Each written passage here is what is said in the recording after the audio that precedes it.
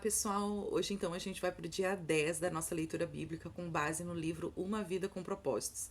E hoje a gente vai conversar um pouquinho sobre a essência da adoração. O autor ele traz no seu livro que a essência da adoração está em se render. Só que a palavra rendição ela é quase tão mal vista como a palavra submissão, por exemplo. Porque esta palavra rendição ela alude à perda e ninguém quer ser um perdedor. Como se fosse alguém assim que desistisse de algo. Ah, eu me rendi, eu me rendo, eu desisto, num contexto negativo. E como nós somos ensinados a nunca desistir, jamais ceder, logo então quando a gente ouve isso, a gente acaba sobre nos rendermos, isso já gera um bloqueio dentro da nossa mente. Até porque vencer é tudo que a gente mais quer. Mas o autor aqui, quando ele traz no livro a questão de se render, ele traz a questão de se render a Cristo.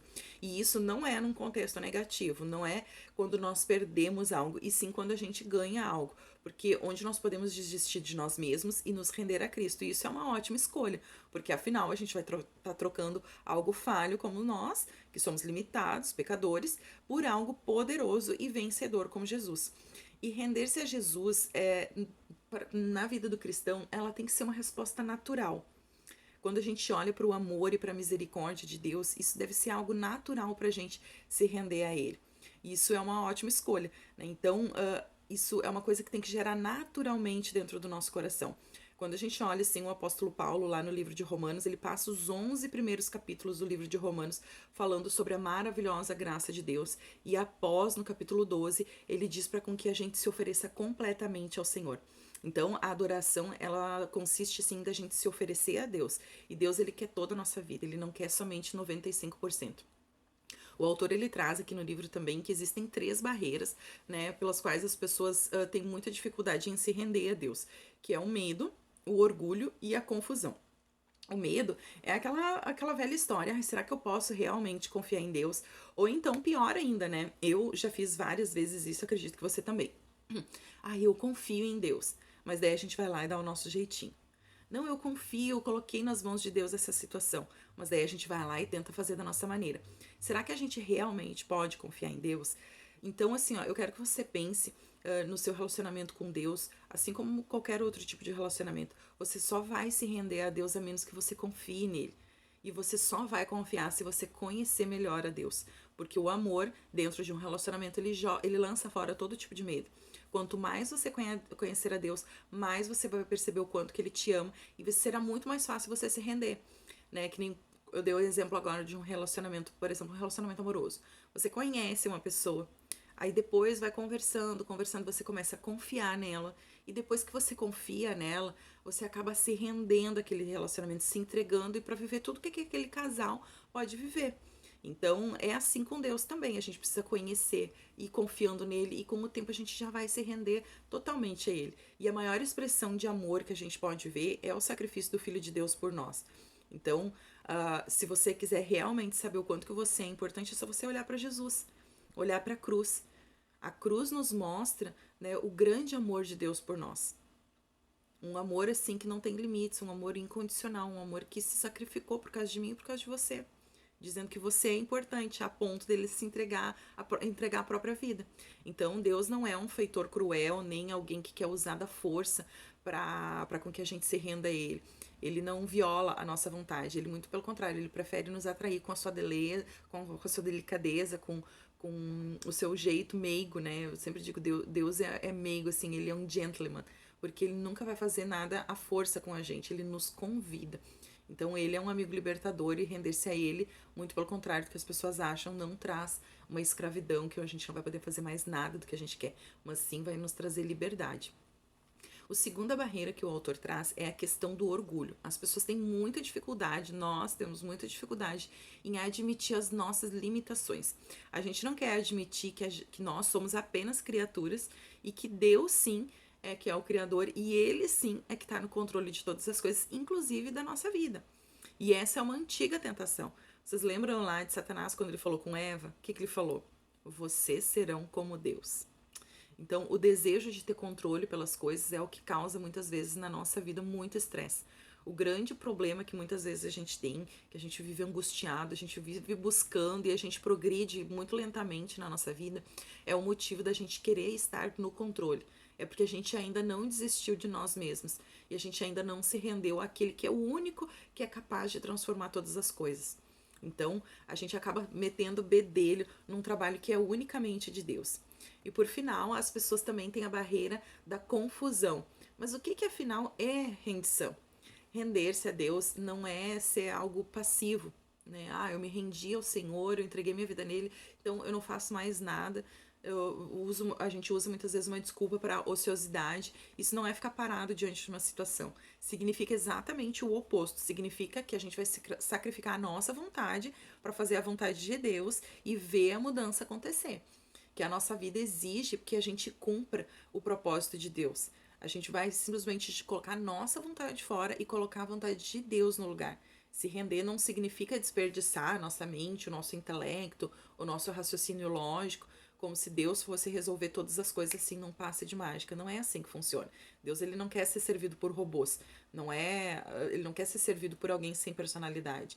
Deus quer usar as nossas características singulares e a rendição, em vez de diminuir as nossas características, muito pelo contrário, vai aumentar, porque você vai estar no centro da vontade de Deus. Eu quero que você lembre que Deus criou você.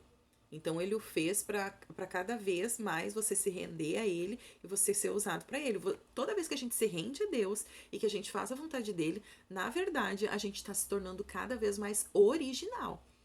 Toda vez que a gente se rende à nossa vontade, a gente está se rendendo a uma versão deturpada da gente, que não é real, que não é verdade. Porque nós somos filhos de Deus. Nós temos uma nova vida. E o ato de se render mostra claramente o quanto que nós obedecemos a Deus, o quanto que a gente confia nele. A gente não pode chamar Jesus de Senhor se a gente não obedecer.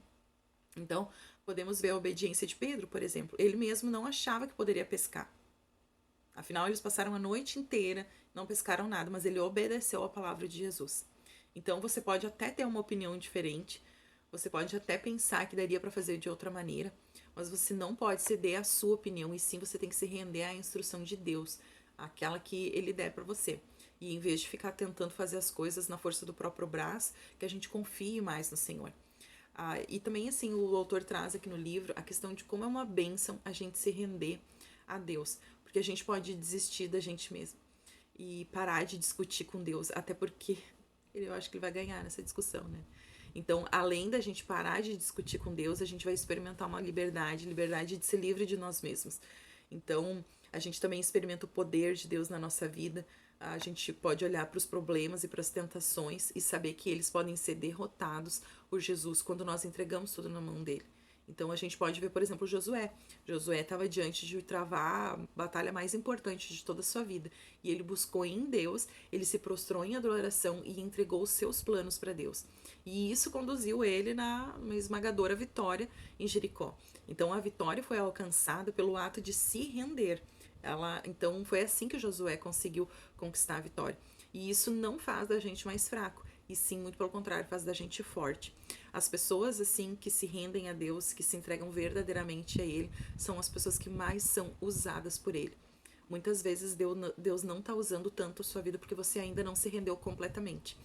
E isso é tudo um processo, né? Se render a Deus também é a melhor maneira da gente viver. Eu quero que você imagine um carro, alguém que precisa dirigir um carro, conduzir ele para algum lugar, precisa cuidar da mecânica, precisa cuidar da parte elétrica, precisa abastecer, trocar o pneu quando é necessário. Você já pensou Jesus cuidando do seu carro? Uau, né? Eu acho que você nunca ia ficar empenhado. Jamais você ia ficar empenhado se Jesus cuidasse do seu carro. Então eu quero que você entenda que se render a Cristo é entregar o volante da sua vida nas mãos do melhor motorista. Do motorista mais zeloso, mais cuidadoso e que vai saber fazer todas as coisas. Mas sim, e eu também não quero que você veja assim que não é somente a melhor maneira de viver, mas sim é a única maneira do cristão viver, é entregar a sua vida totalmente a Deus. E não existe mais nada que funcione, o resto são tudo só tentativas. Aí a gente tenta, daí erra, daí tenta, daí erra. A vida com Jesus não é assim. Mesmo quando nos nossos olhos for algo errado para Deus, vai estar certo, porque Ele vai estar guiando todas as coisas. Às vezes a gente acha também que o problema da nossa vida está nos outros. A gente não consegue olhar para nós e pensa assim, será que é eu que tenho alguma coisa de errado? Quando as coisas não funcionam, por exemplo, a gente começa a olhar assim os obstáculos e achar que está nos outros, que está fora os problemas, mas na verdade muitas vezes está dentro de nós, né? Até assim, quando a gente olha, o maior obstáculo da nossa vida é a gente vencer a gente mesma, porque a gente não se dobra, a gente não se rende. A nossa teimosia, o nosso orgulho, o nosso medo impedem a gente de viver os melhores dias da nossa vida. Então, aqui o autor ele traz no livro para com que a gente realmente, de fato, entregue o volante da nossa vida nas mãos de Jesus, do melhor motorista. E a nossa pergunta para reflexão hoje é: em qual área da minha vida eu estou evitando entregar nas mãos de Deus? Isso aí é forte, né, gente? Eu, quando fiz o roteirinho aqui, já identifiquei que tem uma área da minha vida em que eu não estou entregando ao Senhor, pelo menos não 100%. E a gente precisa se arrepender, precisa entregar a Ele. Então, eu espero que esse vídeo tenha abençoado a sua vida. Se esse vídeo abençoou, peço que você curta, compartilhe, se inscreva aqui no meu canal, que isso me ajuda bastante a plataforma a entregar o conteúdo. Certo, gente? Um abraço e que Deus abençoe a todos.